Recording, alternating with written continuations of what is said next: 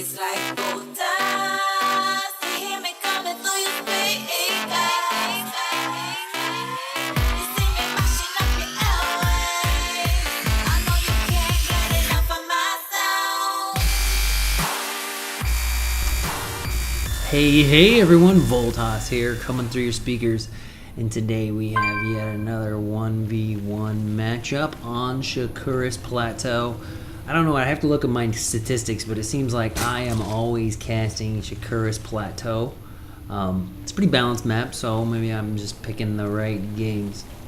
Anyway, this is a TVZ matchup, and it's between two players. They're pretty famous, pretty big, so figured I'd put them up here.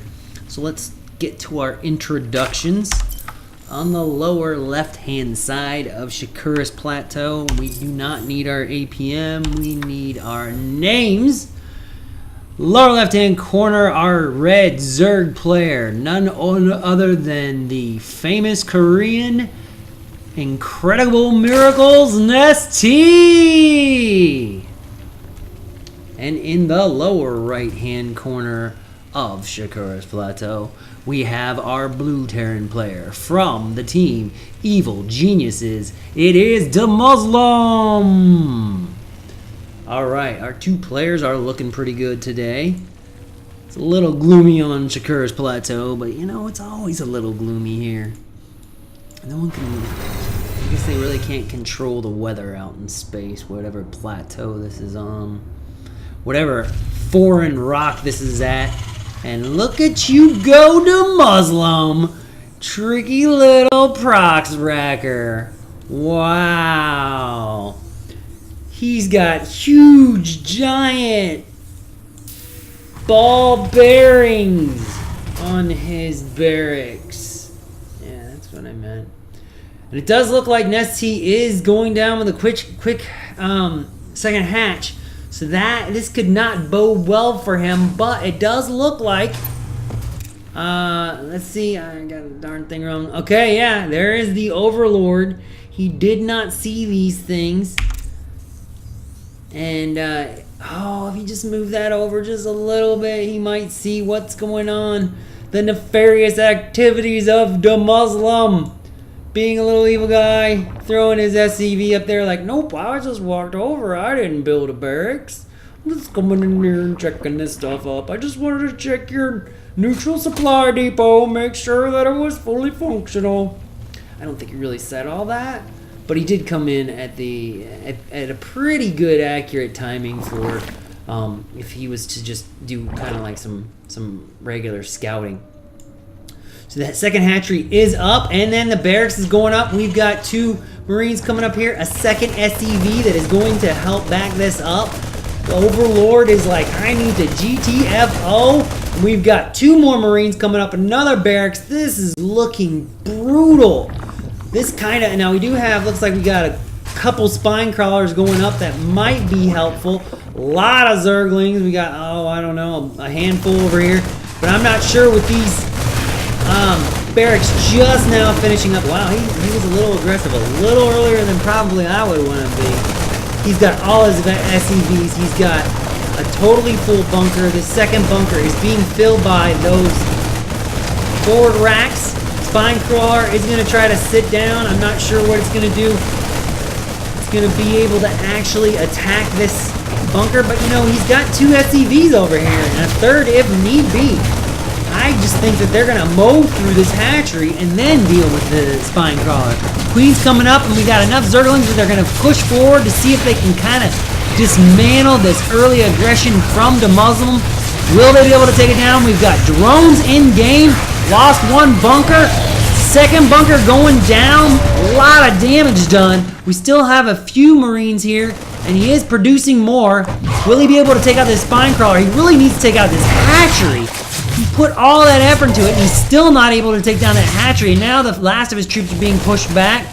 These final two are not even going to help their buddies out. Going to hide behind the barracks here, maybe build up a couple reinforcements. You know, that was a lot of resources that he put into that. and he's not really seeing the benefit of it.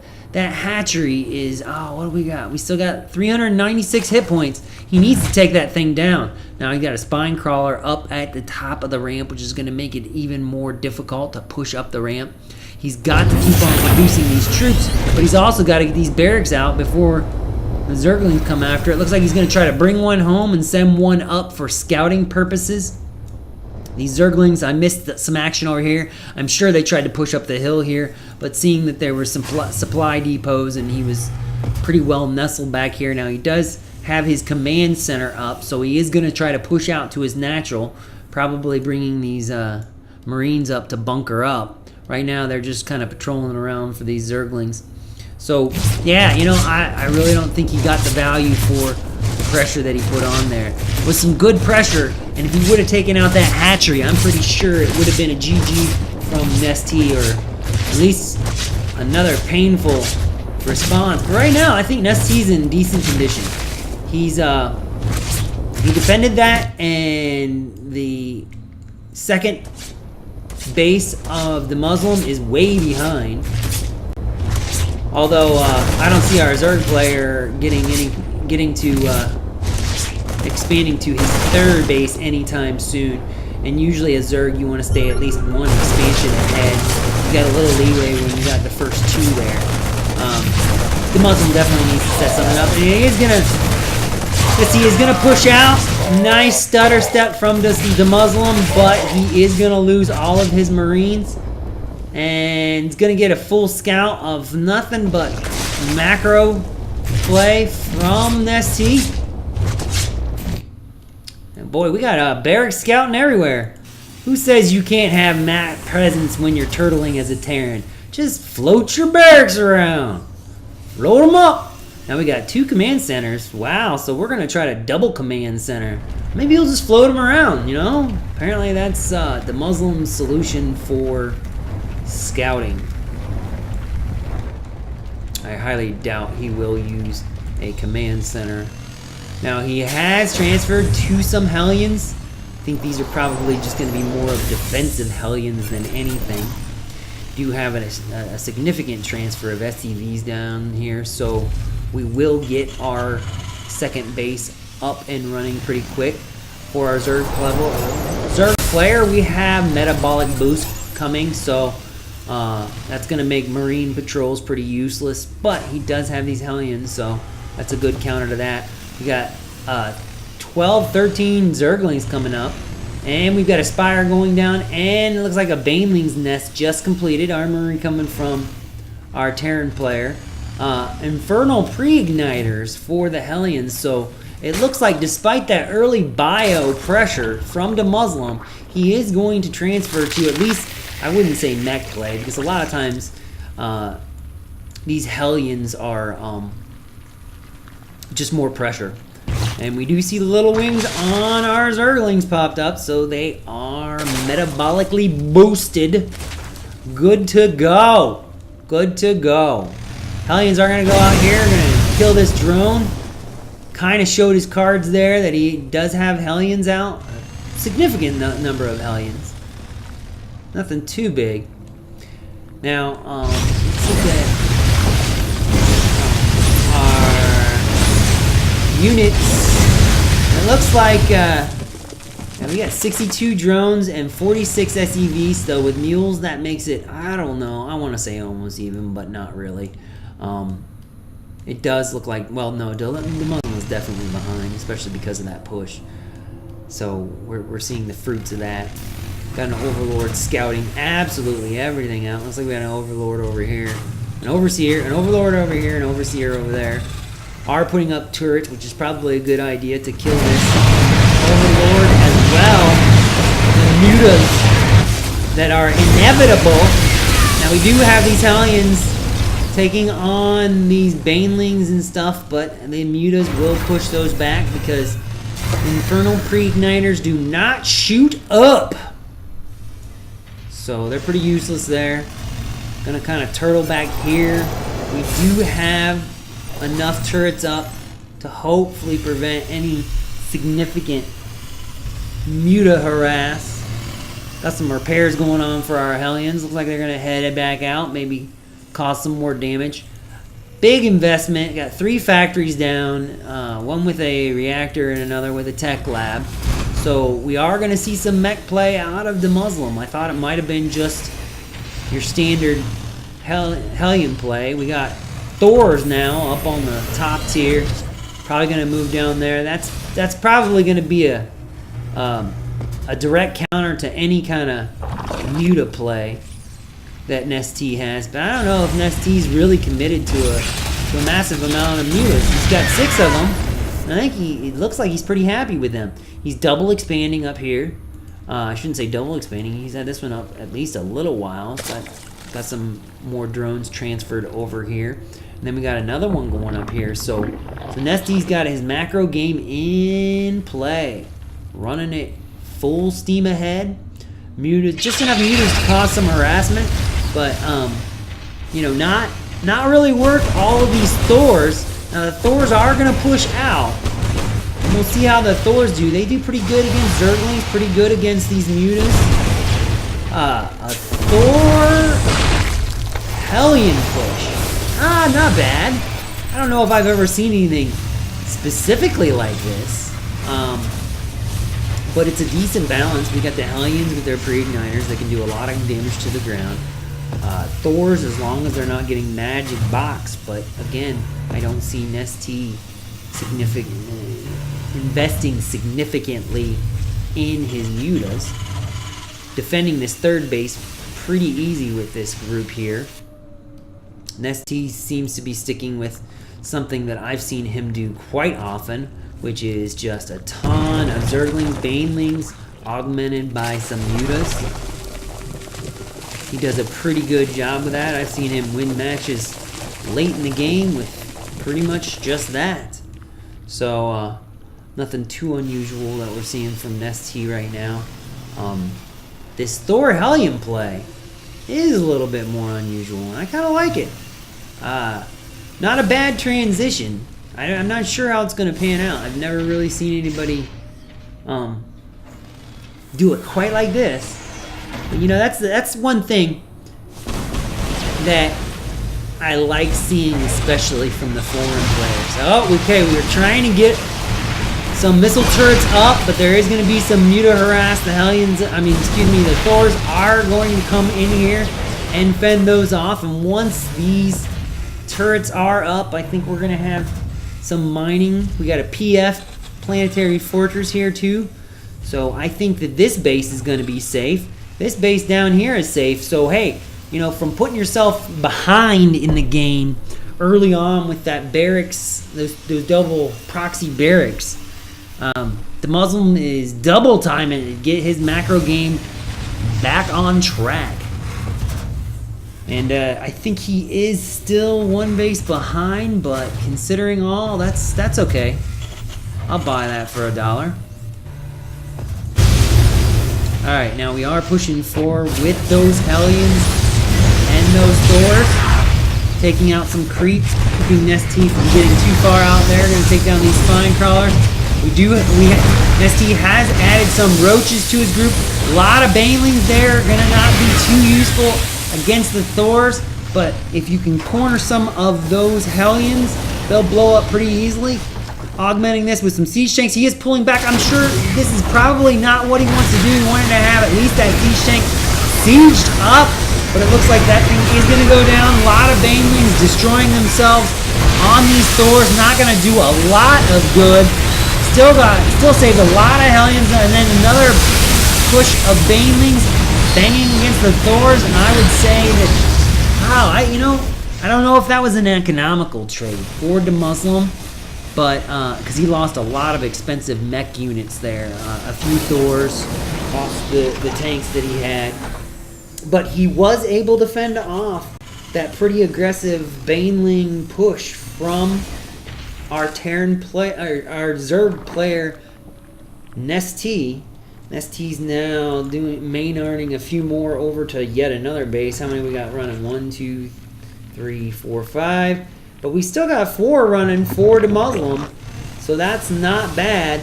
A lot of roaches. So NesTea's solution to this weird mech play that we have from DeMuslim is just a lot of roaches. I think that'll work. They'll be able to hold up to all the siege play, and the Thors are less useful against them.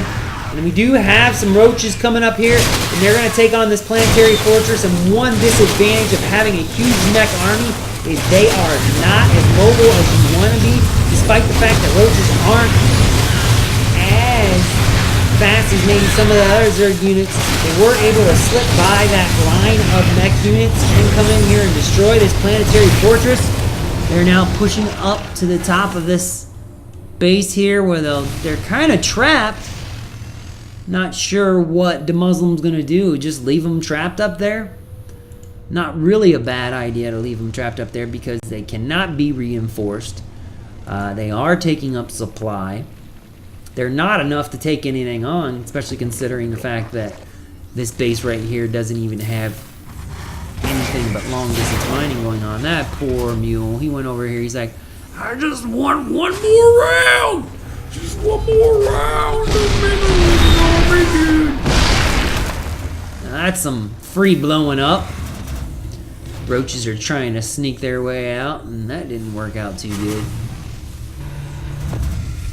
Mutas are coming up here. Yeah, all those roaches are just kind of little worms on big hooks. Matter of fact, it looks like he's going to just go ahead and supply depot them in. Just going to prevent them from getting out anytime soon. They are going to try to push down here. I think that they'll probably consenting to their own doom, because these siege tanks will be able to take them on pretty quickly. He is going to try to utilize and get rid of some of these turrets to get one. So he's going to get another one. So not really bad, considering you knew you were going to lose all of your units. Now there is another push of Thors and tanks coming right down the throat of NesTea. Going to go up here, take out these spine crawlers. Probably be able to quickly take out this hatchery, so he's down one base. Sorry about the bump there. And yeah, oh, nice fungal growth from NesTea, and I didn't even mention it, but he does have brood lords out on the field. Not a bad response to this heavy ground army that's going on here. Not sure why the Thors are retreating. They should be destroying these things. Yeah, I'm not sure why. I guess this is not the right combination to go against all these brood lords. But considering we do have Thors here that can do some air damage, not sure why he didn't stand off against those. Things are not going to get better for DeMuslim the longer he lets those brood lords come at him. Now he does have Vikings, which are a good counter. I don't see any corruptors. So that's basically free damage on these brood lords, but will he be able to hold with this heavy mech army? It's not even worth sieging up. He is cornered. Let's see what he can do with that. Corruptors are here now, and they are going to be able to defend the brood lords. Really, we need to have those Vikings focusing on those brood lords rather than the corruptors. And it does look like he might be able to clean this up, but it's going to be at quite the cost. And NesTea right now is sitting pretty. With the amount of minerals he has, he is easily going to be able to remax and come back. And that's the real disadvantage of going mech. Is the fact that to rebuild your army takes a significant amount of time, whether you've got the minerals and resources or not. And to be honest, I don't think DeMuslim has the resources in order to rebuild this army quickly enough. But we do see over here on NesTea's side, he is pretty much remaxed. Well, he is heading towards being remaxed. And he's got 3 more brood lords coming out. And he's just going to re-push. And I don't think that DeMuslim is going to have the same firepower in order to resist this a second time. He's got enough corruptors now. I'm not sure if... DeMuslim now has 7 Vikings, which is a little bit better. Might be able to handle the corruptors, but meanwhile, those broodlords are just going to be tearing apart his predominantly mech army. And like I said, the mech army is a lot slower than a marine or a bio army, so they are not going to be able to get away from these broodlords, despite the fact they're slow themselves. Got some mutas mixed in there, I think, just to harass a little bit. And yeah, he is going to push forward with these corruptors and broodlords, and then probably follow that up with some banelings and zerglings. Got a couple corruptors to throw down some fungal growth, and here we go. Got the Vikings coming up. They're going to focus fire on these broodlords, which is probably a good idea. The corruptors are coming in. We've got infested Terrans coming down. I'm not sure what those were for. He is going to be able to push back that army. Well done, DeMuslim. I thought that he was going to go down for sure. NesTea did pull back without losing too much. And, you know, NesTea went right into the brunt face of DeMuslim's defense line, so he probably could have picked a better trajectory to come into DeMuslim's area, but I don't know. I think he figured that DeMuslim wasn't going to be quite as prepared as he was. Heck, I didn't even think he would be quite as prepared as he was. So this is actually boiling down to be a pretty decent game. Started off with some early harass, possibly even looked a little cheesy, and then settled out into a regular macro game, and now we've got some big endgame battles. Alright, looks like DeMuslim is not going to sit there and wait for NesTea to be ready. He's coming in himself. Not sure if that was the best move. Nice fungal growth from NesTea, going to damage those tanks. Those tanks are on the move, and they are destroying things.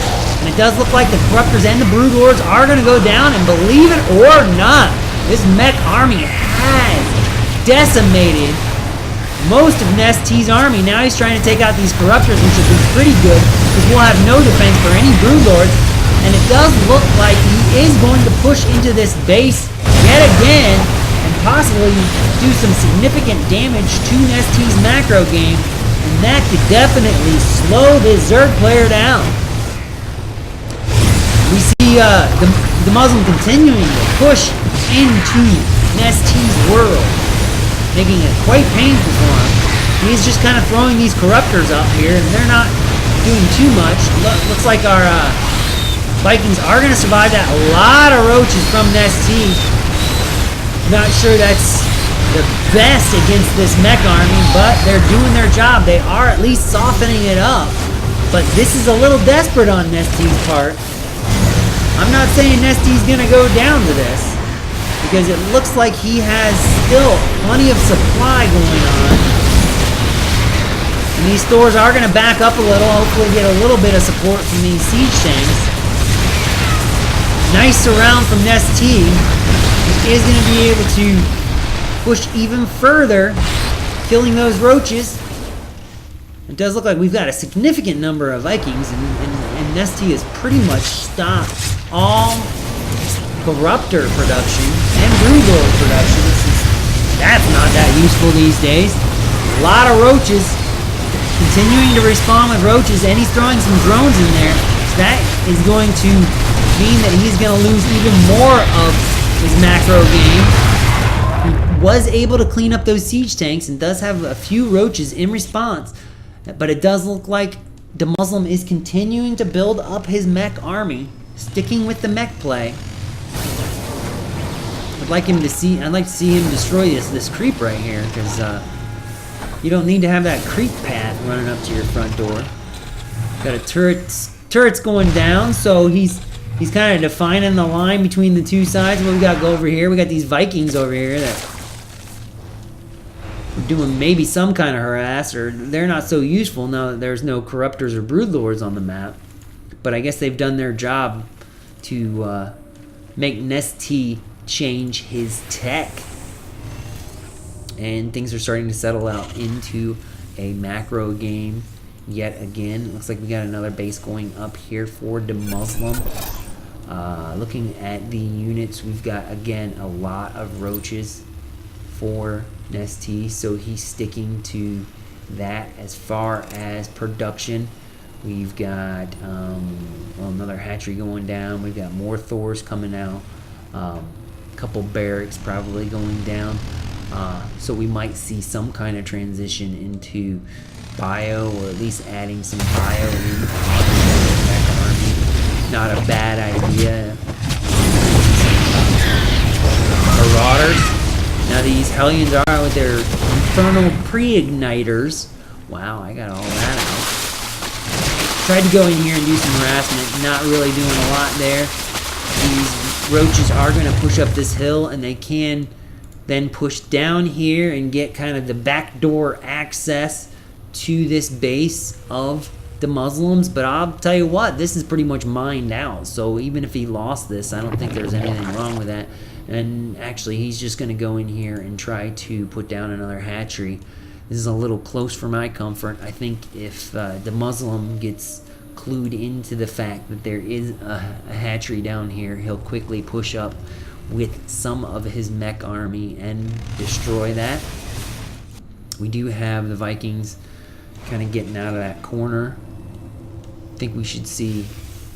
Okay, he's doing a little repair over there. So, again, another little lull in the game here. And I'm not sure if that's good. I don't know if that's going to bode well for DeMuslim at all. He is maxed out. And it looks like our Zerg player, NesTea, has not maxed out. That's probably just because he's putting back together his macro machine. And the thing is DeMuslim's letting him do that. I don't know if that's a good idea. I don't think that's a good idea at all. Now we do have those roaches saying, yeah, it's no good. No go. No joy on coming in here with them Hellions and doing that harass thing. And yeah, DeMuslim's just kind of turtling up, kind of doing a little bit of his macro play, but you know, I don't know why he disabled NesTea's macro game and then just let him rebuild it. It seems like a very unhealthy thing to do, especially with a such a amazing player like NesTea. Hellions are pushing forward, and it does look like we are going to have another push from DeMuslim. Kind of like how those Hellions lead the pack, possibly, you know, bringing some fun little roads and some other things on themselves, but not a bad meat shield for a mech army. And it does look like we are going to siege up here, bringing the Thors forward. Going to try to take out these roaches. It does look like the infestors did a little bit of fungal growth, but not a whole lot here. He is going to take out this hatchery that's been put up 3 or 4 times. We've got some burrowed drones over here, so he's going to try to get that thing up yet again. It does look like he found this other hatchery, going to try to take that down. Roaches are going to push up the hill and try to take out this army. The Muslim is pulling back to a choke point. Not sure if that was totally necessary. I think they should have faced off with it. Got Corruptors and Brood Lords up here, but enough Vikings from the Muslim that I think he's going to be able to push that back, even destroy it. Now the Corruptors are dead, so these Brood Lords are just kind of just hanging out there, doing some damage to our tanks, but NesTea throws in the towel. I like the way the Muslim did that. He just kept on tearing apart NesTea's macro game, and you know, NesTea's just brutal with aggression, but he's got to have the funding to do so, and he just never had it. He has a ton of money here at the end. Not sure why he wasn't using that. Anyway, it was an interesting play. I liked the back and forth. I thought the cheese at the beginning was interesting. What else we got going on? Yeah, I'm trying to figure out what next big event I'm going to go to. My work schedule is getting a little hectic. But I love getting out there and seeing the pro players. I actually was on the front page of Reddit with all of my pictures with the pro players, and you'll probably see it in the new intro screen that I've created for my channel. I try to get a picture of me with all the pro players. I think it's better than getting an autograph because, actually shows you were there with them, that you didn't have somebody run out and have NesTea sign something for you. But, it's probably not going to sell well, so if you're thinking you're collecting these things, maybe that's not the best. But, hey, I'm out there to have fun and meet people and enjoy esports. So, hey, if you like what you saw, give me a thumbs up. If you got any comments, constructive criticism, go ahead and post it in there. And thanks for watching.